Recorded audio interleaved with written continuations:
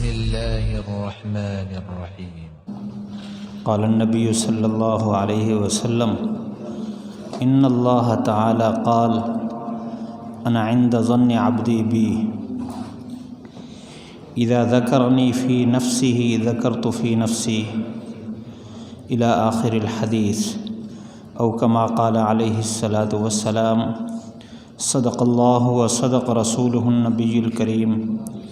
اللهم صل على سيدنا ومولانا محمد وعلى آله وأصحابه وبارك وسلم. اللهم صل على سيدنا ومولانا محمد وعلى آله وأصحابه وبارك وسلم. اللهم صل على سيدنا ومولانا محمد وعلى آله وأصحابه وبارك وسلم. سبحانك لا علم لنا إلا ما علمتنا إنك أنت العليم الحكيم. رب اشرح لي صدري ويسر لي أمري واحلل عقدة من لساني يفقهوا قولي.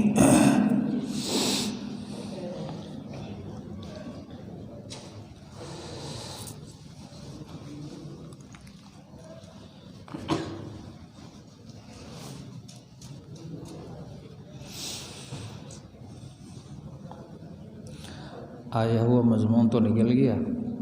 آپ دعا کریں اللہ تعالیٰ کی بات ذہن میں ڈال دے.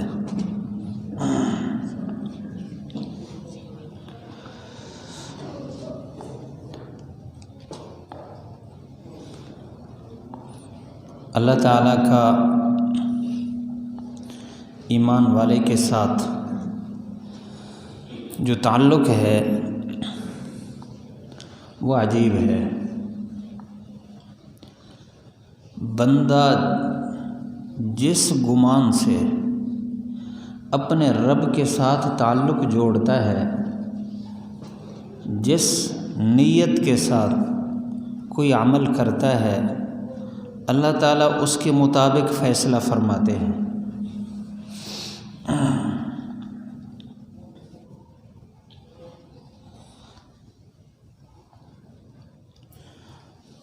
اللہ تعالیٰ کا یہ فرمان جو میں نے حدیث پڑھی کہ بندے کے گمان کے مطابق میں اس کے ساتھ معاملہ کرتا ہوں. اذا ذکرنی فی نفسہ ذکرت فی نفسی. اگر مجھے دل میں یاد کرے، مخفی یاد کرے، میں بھی اس کو الگ یاد کرتا ہوں. اب یہ حدیث بتاتی ہے کہ ہمارا جس طرح کا اللہ تعالیٰ کے ساتھ تعلق ہوگا، اللہ تعالیٰ کا ہمارے ساتھ ویسے معاملہ ہوگا. اللہ تعالیٰ نے عبادات کے اندر اپنی ملاقات کی لذت کو بھر دیا ہے. ذکر میں، تلاوت میں، روزے میں، نماز میں، حج کی عبادت میں اللہ تعالیٰ نے ہر چیز کو اپنی محبت کی لذت کے ساتھ، اپنی دیدار کی لذت کے ساتھ بھر دیا ہے. اب بندہ جس کیفیت کے ساتھ اور جس گمان کے ساتھ یہ عبادت کرتا ہے، پھر اللہ تعالیٰ کا اس بندے کے ساتھ اسی حیثیت سے تعلق بنتا ہے، اور اللہ تعالیٰ اسی حیثیت سے بندے کو عبادت کی لذت نصیب کرتا ہے.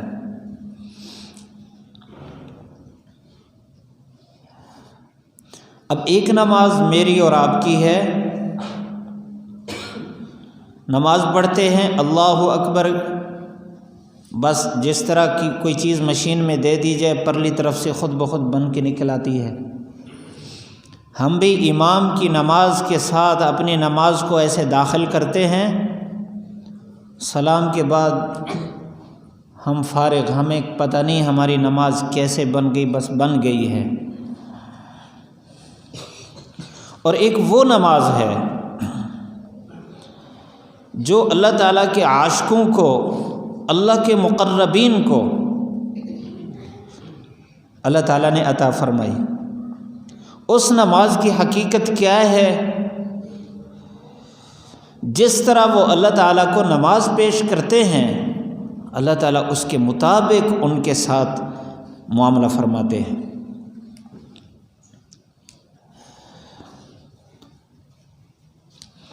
اب ایک نماز تو ہماری ہے، ایک نماز امت میں اللہ کے مقربین کی ہے۔ میں نے یہ واقعہ کئی مجالس میں سنایا ہے، میں نے کتاب میں پڑھا۔ بایزید بسطامی رحمۃ اللہ علیہ بہت بڑے اللہ والے تھے، ان کی تعلیم کا دورانیہ بھی ایک عجیب دورانیہ ہے۔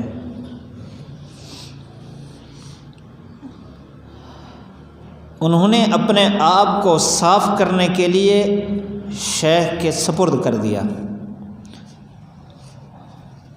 والد فوت ہو گئے تھے بچپن میں، یہ ابھی چھوٹے تھے، والدہ اکیلی تھی، مزدوری کر کے گھر کا خرچہ پورا کرتی۔ ایک ہی بیٹا تھا، 5-7 سال کا ہوا، ان کو خواہش ہوئی کہ میں اپنے بیٹے کو اللہ والا بناؤں، عالم بناؤں۔ ادھر ادھر سے مشورہ کیا، بتایا گیا اس وقت جو بہت بڑے اللہ والے ہیں وہ سادات خاندان کے امام جعفر صادق رحمۃ اللہ علیہ، جو امام ابو حنیفہ رحمۃ اللہ علیہ کے بھی استاد ہیں، وہ ہیں، ان کے پاس ان کی سپرد کریں۔ یہ لے گئی ان کے پاس، جا کر ایک بات کہی، امام صاحب یہ میرا بیٹا ہے، اپنی قربانی کو پیش کیا، یہ میرا ایک ہی بیٹا ہے، میرے لیے سہارا یہ ہے اور میں اس کا سہارا ہوں۔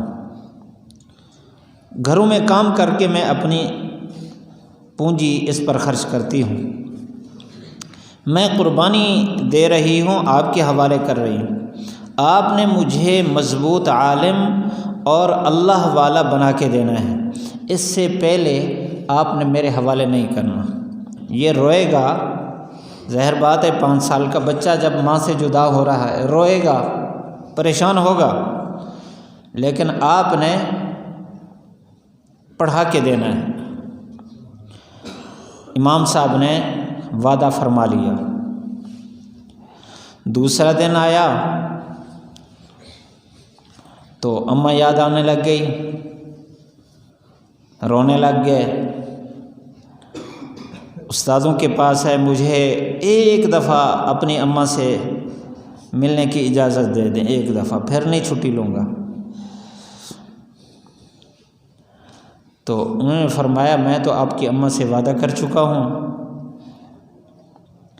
انہوں نے کہا نہیں، میں نے جانا ہے، جیسے بچے کی عادت ہوتی ہے، اصرار کیا۔ انہوں نے ایک ہیلا سوچا کہ یہ جو کتاب ہے نا، اس کتاب کو تو یاد کر کے ساری کتاب مجھے سنا دے، میں تجھے چھٹی دے دوں گا۔ وقت کے شیخ بننے تھے،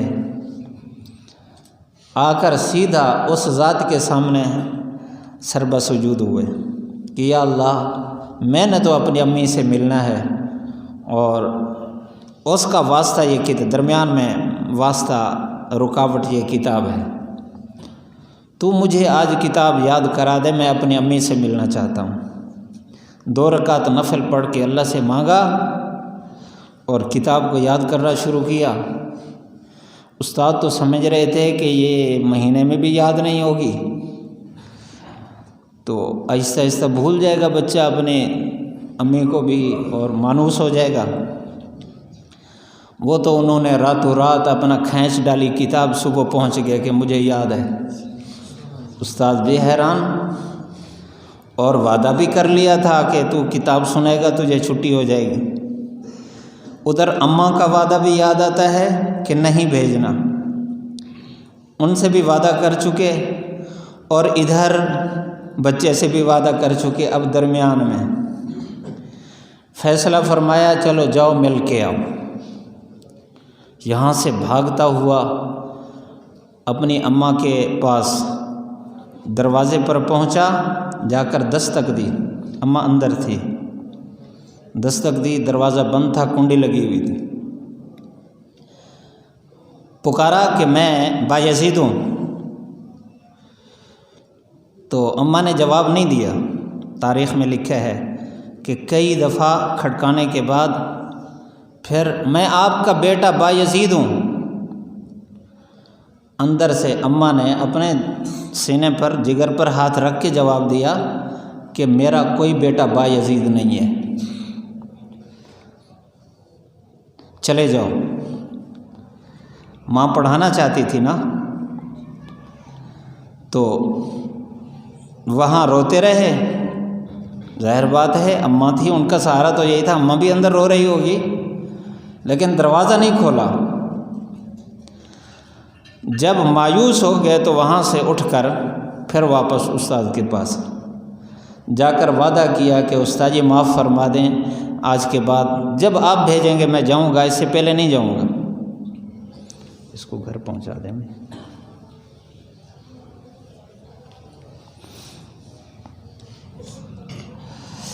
اس کے بعد اپنے استاد، اپنے شیخ کے پاس 16 سال رہے۔ 16 سال میں اپنی اماں کے پاس ملنے نہیں گئے، 16 سال۔ 16 سال کے بعد ایک دفعہ امام جعفر صادق رحمۃ اللہ علیہ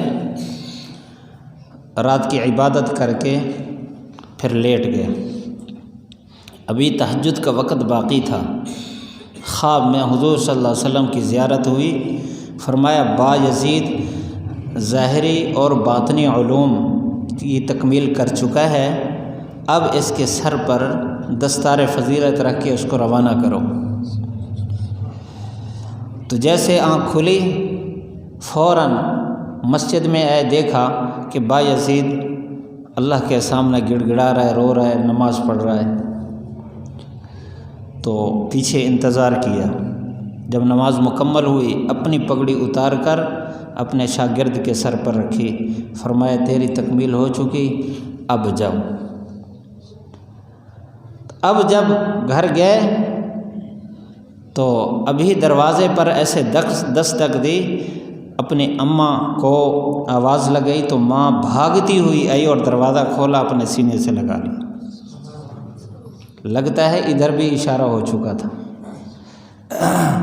تو یوں انہوں نے یہ تکمیل کی۔ اب اس مجاہدے کے بعد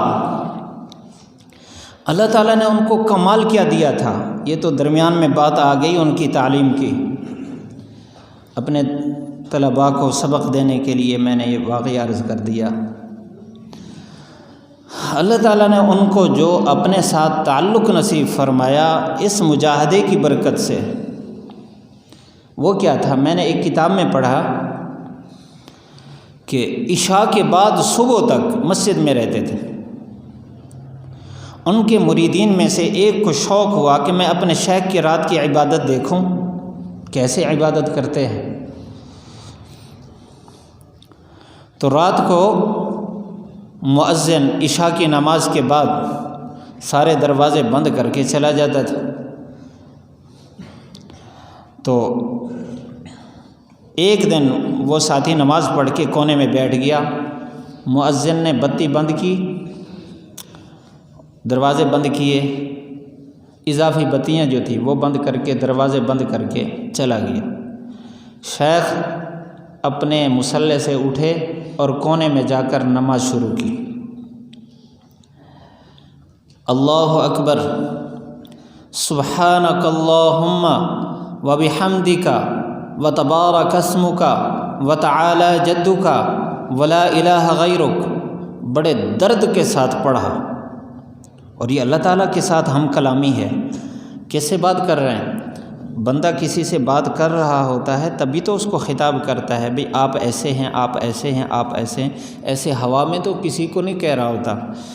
کسی سے بات کر رہا ہوتا ہے تو یہ اللہ تعالیٰ سے بات کر رہے تھے۔ سبحانک اللہم، اے اللہ تو پاک ذات ہے، وبحمدک، تو ساری تعریفیں تیری ہیں، وتبارک اسمک، تیرا نام بڑی برکت والا ہے، وتعالی جدک، تیری بزرگی بہت بلند ہے، ولا الہ غیرک، تیرے علاوہ کوئی الہ نہیں ہے۔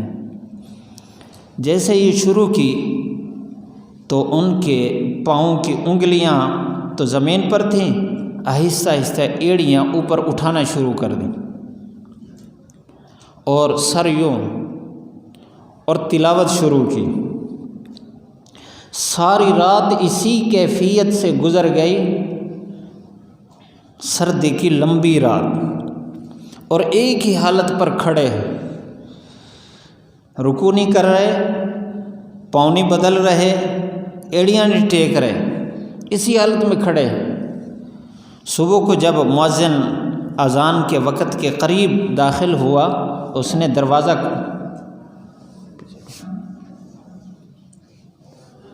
دروازہ کھولا تو پھر رکوع کی طرف چلے گئے، 2 رکعت پوری کی۔ یہ بڑے حیران، صبح کی نماز کے بعد شیخ کے پاس پہنچے، کہا کہ میں اللہ کا واسطہ دیتا ہوں آپ کو ایک بات پوچھنے کے لیے،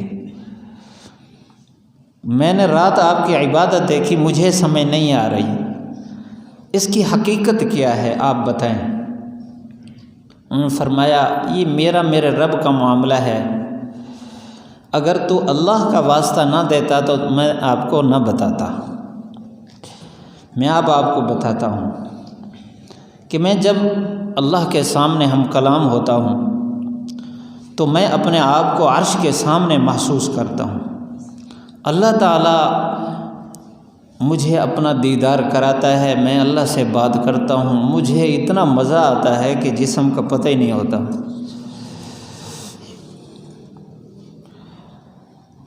جیسے بندہ اللہ کے ساتھ معاملہ کرتا ہے، اللہ تعالیٰ اس کے ساتھ وہی معاملہ کرتا ہے۔ اللہ تعالیٰ نے اپنے عبادات کو لذات سے بھرا ہوا ہے، اور اللہ کا احسان یہ ہے کہ حضور صلی اللہ علیہ وسلم کی برکت سے اللہ نے ہمارا ہر کام عبادت قرار دیا ہے۔ کریں حضور صلی اللہ علیہ وسلم کے طریقے پر، ہمارا ہر کام عبادت ہے۔ مولانا عبداللہ بہلوی رحمۃ اللہ علیہ کے ملفوظات میں یہ بات لکھی ہے کہ جب تو گھر میں جائے اور اپنے بچوں کے ساتھ پیار کرے تو اس نیت سے کر کہ حضور صلی اللہ علیہ وسلم گھر میں جایا کرتے تھے، حضرت حسن حضرت حسین رضی اللہ عنہما کو گود میں بٹھاتے، ان سے پیار کرتے، میں اس لیے ایسا کر رہا ہوں کہ اللہ کے نبی نے کیا ہے، تو ان بچوں کو پیار کرنا بھی عبادت بن جائے گا۔ جانوروں کو پانی پلا رہا ہے، اس لیے نہ پلا کہ یہ دودھ دیں گے، موٹے ہوں گے، پیسہ آئے گا، اس لیے پلا کہ یہ مہمان ہے میرے پاس، تو میرے ذمہ حق ہے ان کا، میں وہ حق ادا کر رہا ہوں۔ تو تیرا جانوروں کو پانی پلانا، گھاس ڈالنا بھی عبادت بن جائے گا۔ تو سب کچھ عبادت ہے، بس کمی اس بات کی ہے کہ ہر کام میں ہمارا اللہ کے ساتھ تعلق ہو، اور جتنا تعلق اللہ کے ساتھ مضبوط ہوگا اتنا اس کام کے اندر لذت اور کیف محسوس ہوگا، سرور محسوس ہوگا۔ اگر ہم اللہ تعالیٰ کو بھول گئے، اللہ کے سامنے کھڑے ہو کر بھی اللہ تعالیٰ کو بھول گئے، اللہ اکبر کہنے سے سلام تک ہمیں کوئی پتہ نہیں ہم کہاں کھڑے ہیں، ساری دنیا کی ہم نے سیر کی، تو پھر اس اللہ تعالیٰ کی طرف سے معاملہ بھی ویسے ہی ہوگا۔ یہ بھی اللہ تعالیٰ کا احسان ہے کہ اللہ تعالیٰ فرض کی ادائیگی کو قبول فرما لیتے ہیں، اس حالت میں بھی فرض تمہارا ادا ہو گیا، لیکن اس کا جو رس ہے، اس کے اندر جو لذت اور کیف ہے، وہ اس صورت میں نہیں ملتا۔ وہ تبھی ملتا ہے جب جتنا اللہ کے ساتھ معاملہ مضبوط ہوگا ادھر سے اتنا ہی رس بھرا جائے گا۔ ابراہیم بن ادہم رحمۃ اللہ علیہ بہت بڑے اللہ والے گزرے ہیں، انہوں نے بلخ کی بادشاہت کو اللہ کے لیے چھوڑ دیا۔ ہم تو چھوٹی سی خواہش بھی نہیں چھوڑ سکتے اللہ کے لیے، انہوں نے اللہ کی محبت کے لیے بلخ کی بادشاہت کو چھوڑ دیا۔ بادشاہ تھے، بادشاہ چھوڑ دیا، سارے لذتیں سارے سرور چھوڑ دیے۔ تو اللہ کے ساتھ ایسا رابطہ کہ ہر وقت ان کا دل اللہ کے ساتھ جڑا ہوا۔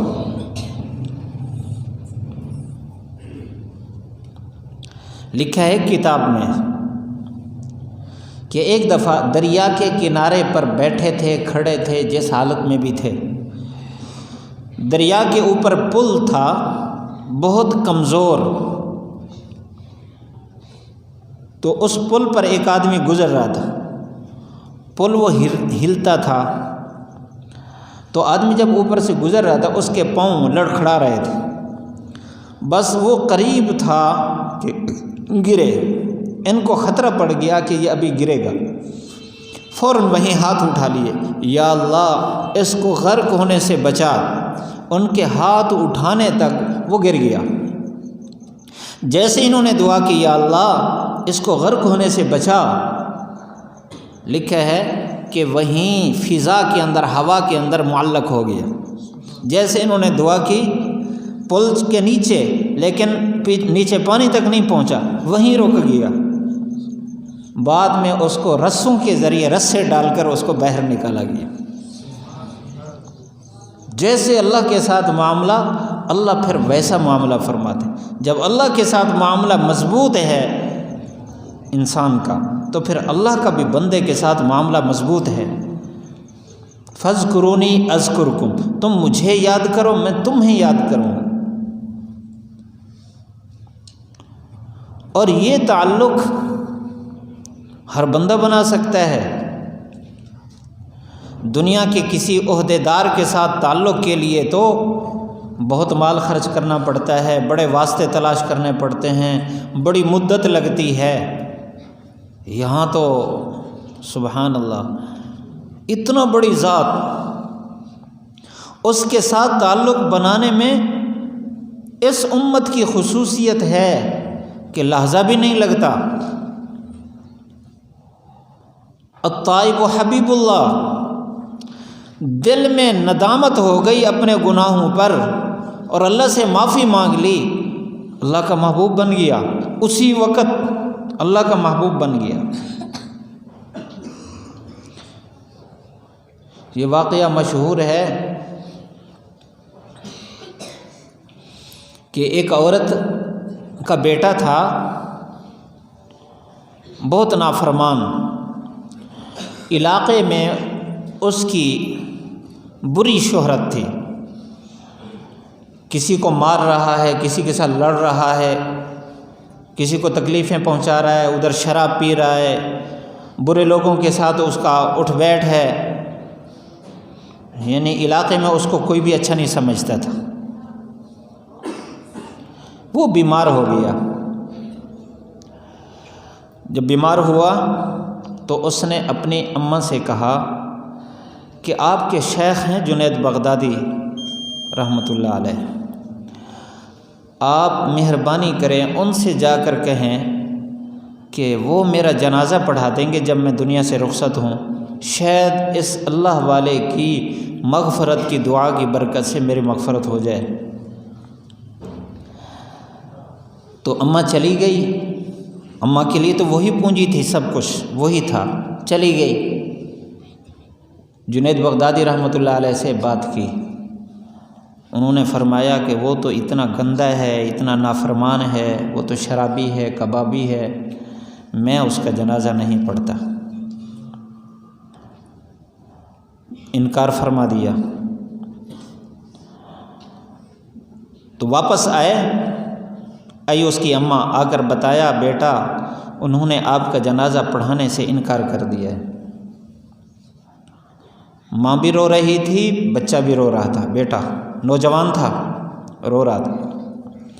پھر ماں کو کہتا ہے کہ امی جب میں فوت ہو جاؤں میرے گلے میں رسہ ڈال دینا، اور اس محلے کے اندر گلیوں میں اس کو مجھے گھسیٹنا۔ بیٹا کیوں؟ تاکہ اس نوجوانوں کو عبرت ہو جائے، جو میرے جیسی زندگی گزارتا ہے اس کا یہ حشر ہوتا ہے۔ چلو میں تو گیا تو دوسرے میرے جو ہم عمر ہیں، جو غفلت میں ہیں، چلو وہ سمجھ جائیں گے۔ فوت ہو گیا۔ اب ماں سوچ رہی ہے کیسے میں اپنے بیٹے کے گلے میں رسہ ڈال کر گھسیٹوں۔ صبح جنید بغدادی رحمۃ اللہ علیہ آ گئے۔ حیران ہوئی کہ اطلاع بھی نہیں کی، رات تو انہوں نے انکار کر دیا تھا، اب خود آ گئے ہیں، اور لوگ جوک در جوک جمع ہو رہے ہیں۔ اللہ اکبر۔ پوچھا انہوں نے بھی کیسے ہے؟ تو فرماتے ہیں کہ میں نے خواب میں دیکھا، اللہ تعالیٰ کی طرف سے مجھے حکم ہوا کہ جاؤ میرے محبوب فوت ہوا ہے اس کا جنازہ پڑھو۔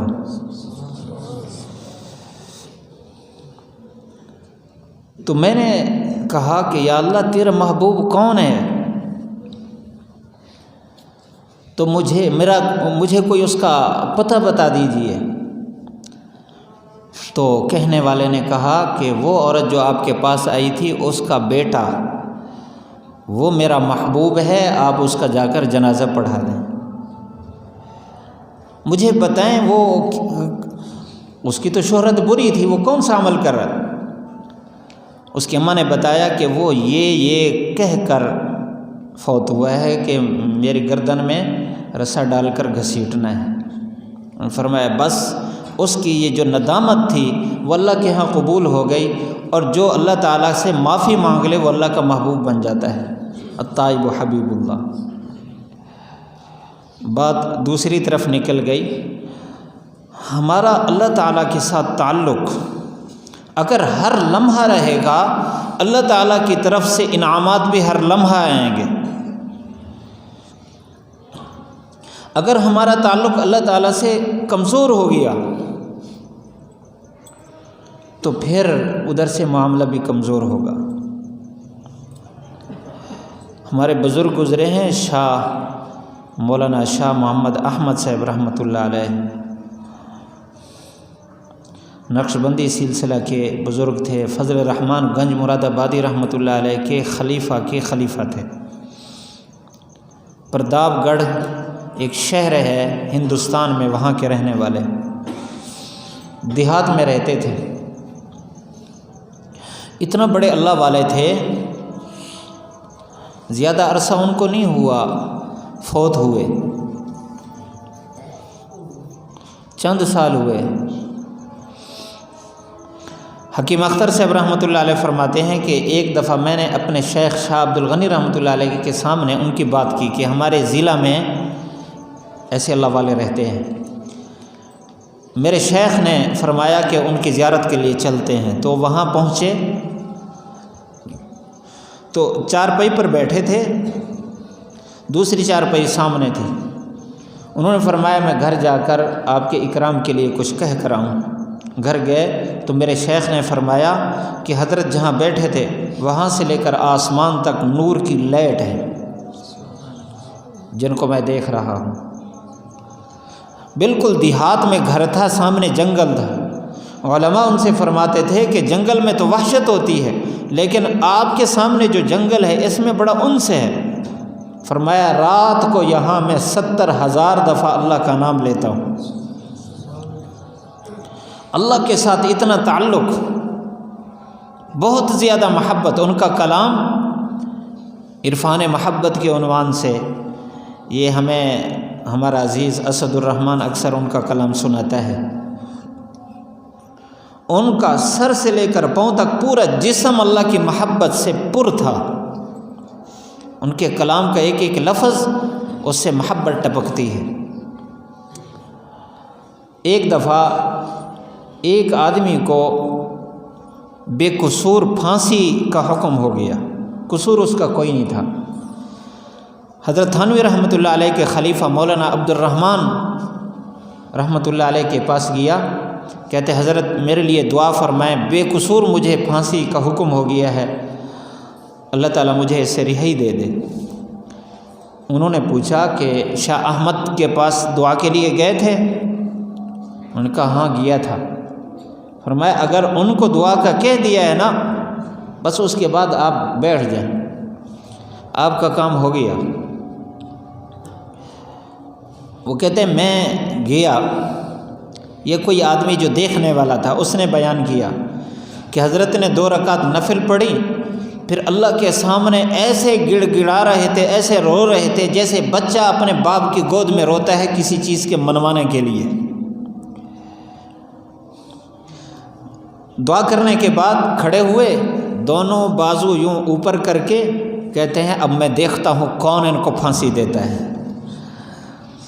کہتے دوسرے دن جج نے خود لکھ کر دے دیا یہ بے قصور ہے، اس کو پھانسی نہیں ہوگی۔ اللہ کے ساتھ اتنا مضبوط تعلق ہو تو اللہ اس کے ساتھ ویسا معاملہ کرتا ہے۔ ضرورت اس بات کی ہے کہ بندہ اللہ کے ساتھ تعلق جوڑے۔ ہم نے اللہ کے ساتھ تعلق جوڑنا ہے۔ کتنا جوڑنا ہے تعلق؟ ہر لمحہ ہمارا دل عرش کے ساتھ لٹکا ہوا ہو۔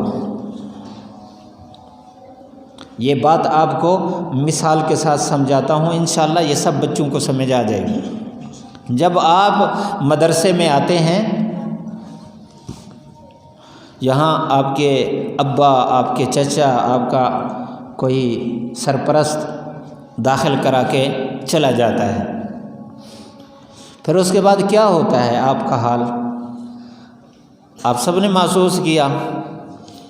اس کے بعد یہ ہوتا ہے ابا چلا گیا، اب اماں یاد آ رہی ہے، روٹی کھا رہا ہے تب بھی وہ یاد آ رہی ہے، پانی پی رہا ہے تب بھی وہ یاد آ رہی ہے، سو رہا ہے نیند نہیں آ رہی، اماں یاد آ رہی ہے، صبح اٹھتے ہی پریشانی کیوں؟ اماں یاد آ رہی ہے، دوپہر کو سویا اماں یاد آ رہی، ظہر کے وقت اٹھا چہرے پر ایسے جیسے بخار ہو، کیا مسئلہ ہے؟ اماں یاد آ رہی ہے، سبق میں بیٹھا ہے رو رہا ہے، بھئی سبق سنو استادوں کا، کیوں رو رہے ہو؟ اماں یاد آ رہی ہے۔ یعنی دل اماں کے ساتھ لٹکا ہوا ہے۔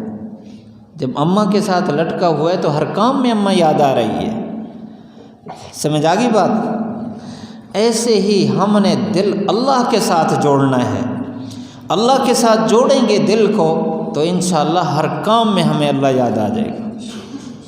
ہمیں اللہ دیکھ رہا ہے، ہم جو بھی کام کریں ہمیں دیکھ رہا ہے، ہمارے ہر کام کو اللہ جان رہا ہے، اور اس کو پورا علم ہے کہ ہم کس طرح ادا کر رہے ہیں۔ وہ دل کے راز کو بھی جانتا ہے، اس کو پتہ ہے کہ اس کام میں اس کا دل دنیا کے ساتھ ہے یا میرے ساتھ ہے۔ ہم بس اپنے دل کو اللہ کے ساتھ جوڑیں، اللہ تعالیٰ ہر دل کو قبول نہیں کرتا۔ آپ دیکھتے ہیں اللہ کا گھر، یہاں کوئی گندگی کہیں لگی ہو فوراً ساتھی اس کو صاف کر دیتے ہیں، بھی اللہ کا گھر ہے، یہ پاک ہے، اس میں ناپاکی نہ ہو۔ قرآن مجید کا غلاف ہے، قرآن مجید کے اوپر کوئی چیز لگی ہو فوراً اس کو صاف کرتے ہیں، غلاف میلا ہو فوراً صاف کرتے ہیں، کیوں؟ یہ اللہ کا کلام ہے، یہ اللہ کے کلام کا غلاف ہے۔ جس چیز کی نسبت اللہ تعالیٰ کی طرف ہو اس کو ہم پاک رکھتے ہیں۔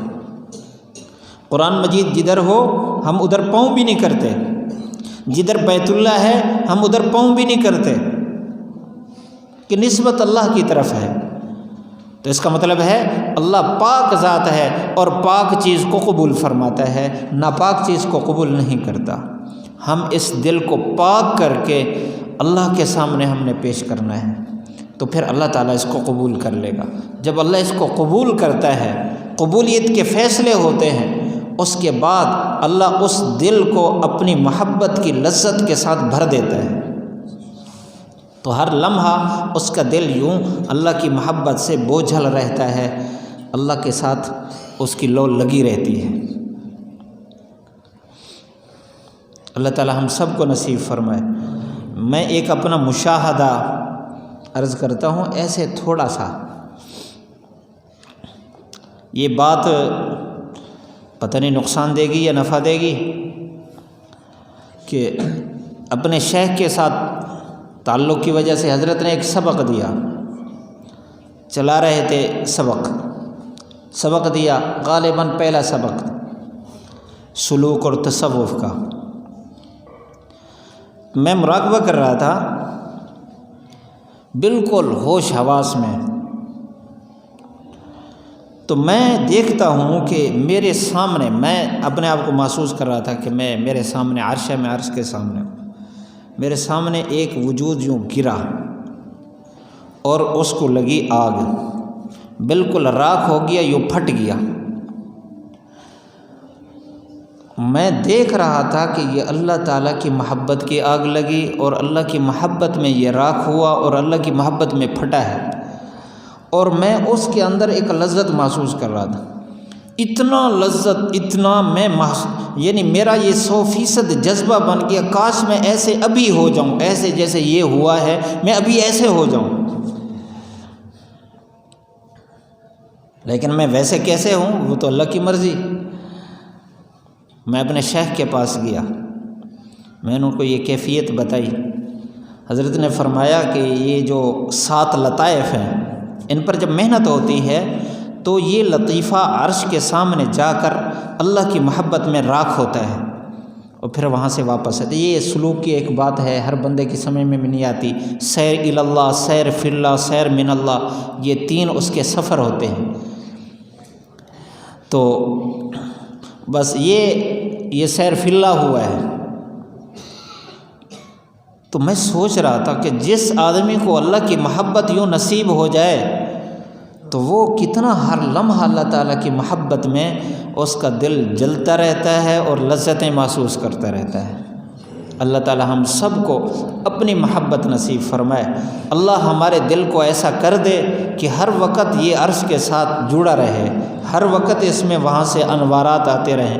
جیسے ہم اللہ کو یاد کریں گے، جیسے ہم اللہ تعالیٰ کو پکاریں گے، جیسے ہم اللہ کے ساتھ اپنا تعلق بنائیں گے، اللہ بھی ویسے ہمارے ساتھ اپنا تعلق بنائے گا اور ہمارے ساتھ وہی معاملہ، وہی لذتیں نصیب کرے گا۔ اللہ تعالیٰ ہم سب کو عمل کرنے کی توفیق نصیب فرمائے۔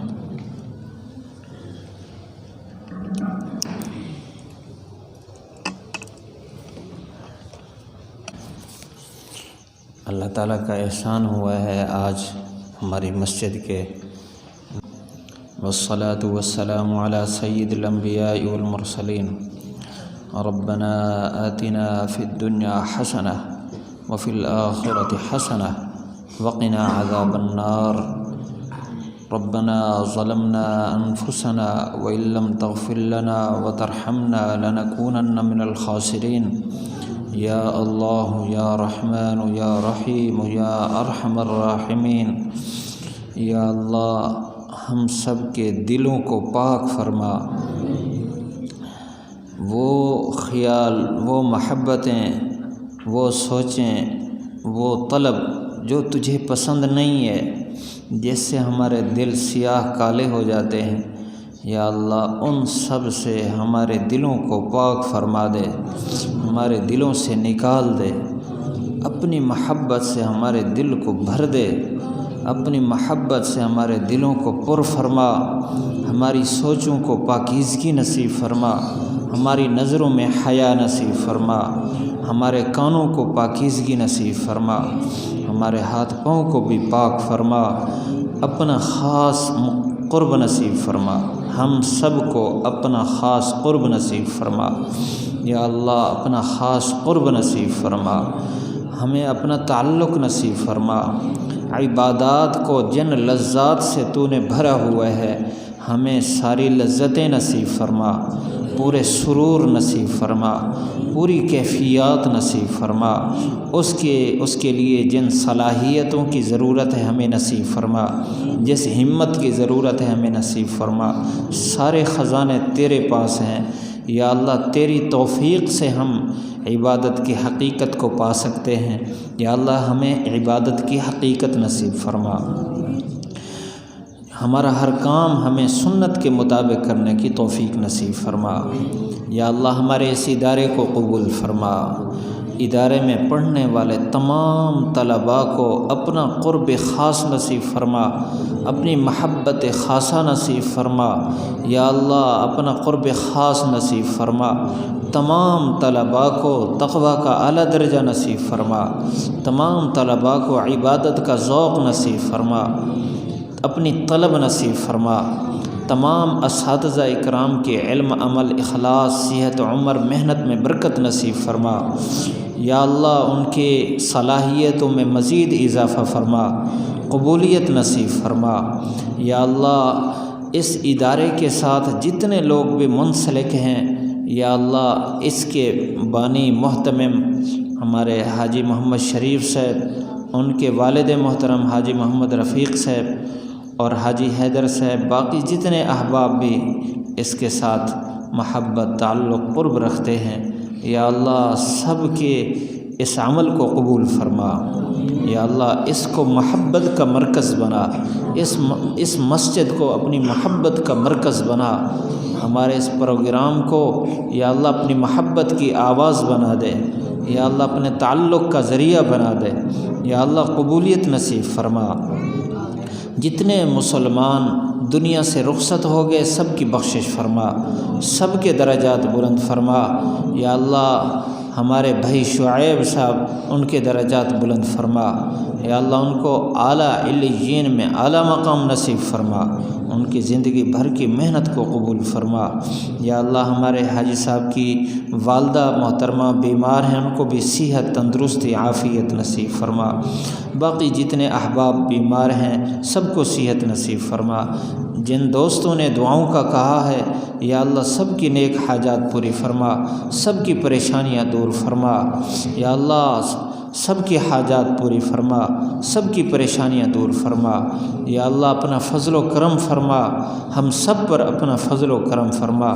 جن احباب نے مسجد کے سپیکر کے لیے اپنا مال جمع کرایا ہے قبول فرما، اور اس سپیکر کو یا اللہ تا دیر اس کی حفاظت اور اس کے جتنے حقوق ہیں ان کی ادائیگی کی ہمیں توفیق نصیب فرما، اس میں دوام نصیب فرما، اور اس کی آواز کو، اس کے ذریعے سے جو آواز ہے، اس آواز کو پورے عالم میں پھیلا دے یا اللہ، قبولیت نصیب فرما۔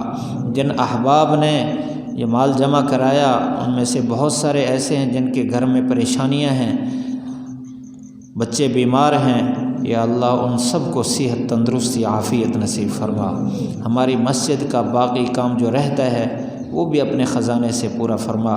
ادارے کی جتنی ضروریات ہیں غیب سے انتظام فرما، ادارے کے ذمے جتنی ادائیگیاں ہیں اپنے فضل سے غیب سے انتظام فرما، ہمیں مخلوق کے حوالے نہ فرما یا اللہ۔ ہمیں اپنے در کا سائل بنا، اپنے در کا سائل بنا یا اللہ۔ مخلوق کے احتیاجی سے ہمیں بچا، عافیت نصیب فرما یا اللہ۔ ہمیں تکبر، غرور سے بھی بچا یا اللہ، ہمیں یا اللہ فخر سے بھی بچا، ہمیں تواضع نصیب فرما یا اللہ۔ ہماری یہ ٹوٹی پھوٹی جو محنت ہے اس کو قبول فرما، اس میں روح تو اپنے فضل سے پھونک دے یا اللہ۔ ان طلباء کو پورے عالم کی ہدایت کے لیے قبول فرما یا اللہ۔ ہمارا جو اتباع سنت کورس ہے اس کو بھی قبول فرما یا اللہ۔ اس کے جو اشاعت کی صورتیں ہیں خصوصی مدد فرما، مزید اس میں وسعت نصیب فرما۔